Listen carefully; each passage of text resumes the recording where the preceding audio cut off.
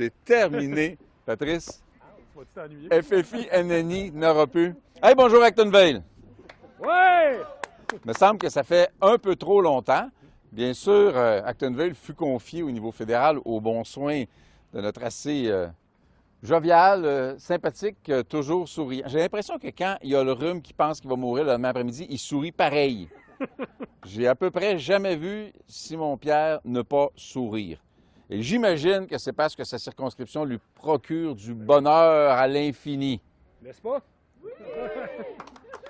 Moi, j'ai un souvenir très attachant de Actonville, malheureusement que je n'ai pas fréquenté assez longtemps parce qu'à l'époque, nous avions pris une décision intempestive d'aller en élection. Là, je peux le dire parce que Patrice n'a pas d'autres questions à me poser après, il ne peut pas. Fait que je peux raconter ce que je veux, mais je contrôle le message. Et ça a eu comme effet que je n'ai pas fréquenté Actonville aussi longtemps que j'aurais voulu. Par contre, je n'ai toujours pas vu le stade de baseball. On a un rendez-vous. Là, c'est problématique. C'est problématique. Il faut voir le stade de baseball. Un, parce que j'aime le baseball, puis deux, parce que je suis particulièrement content qu'on ait réussi à faire ça à l'époque. Maintenant, le message le plus important à sortir, ici comme ailleurs, le mot « sortir » est bien choisi, c'est ce qu'on appelle communément dans notre monde « sortir le vote ». Ici, à Actonville, vous avez l'avantage d'avoir des militants de toujours, que c'est un plaisir de revoir, et vous avez la responsabilité dans cette si sympathique MRC, que j'aime beaucoup, que j'aimais beaucoup à l'époque, que j'aime encore beaucoup, de vous assurer que tous les gens, en fait, j'ai envie de dire, comme d'habitude, que tous les gens vont aller voter. Qu'on est prêt à prendre le risque de faire ce qu'on appelle sortir le vote des adversaires, parce qu'il faut que la participation soit au rendez-vous.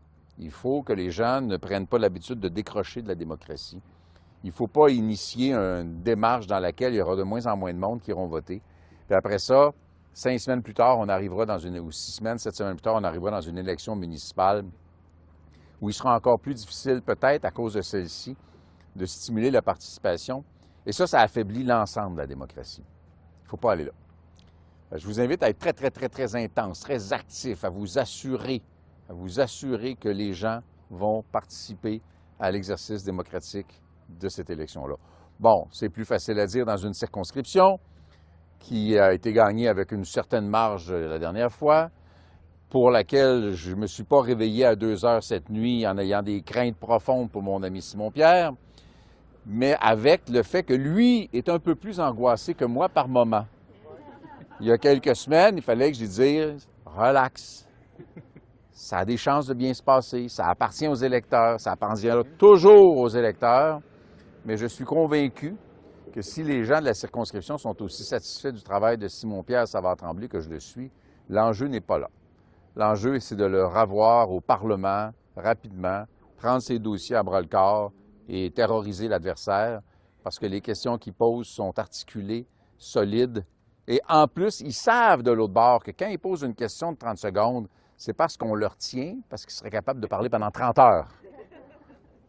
Alors, mes chers amis, de tout ce petit bout du Québec que j'aime tant, je vous souhaite une bien belle journée d'élection. Ça reste un événement qui est supposé être beau, qui est festif, être agréable. Je vous souhaite une belle journée d'élection.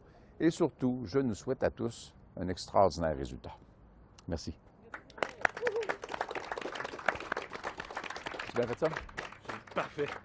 Là, Joanie va me dire, Rien par où je m'en à vais? redire. Bon, c'est bon.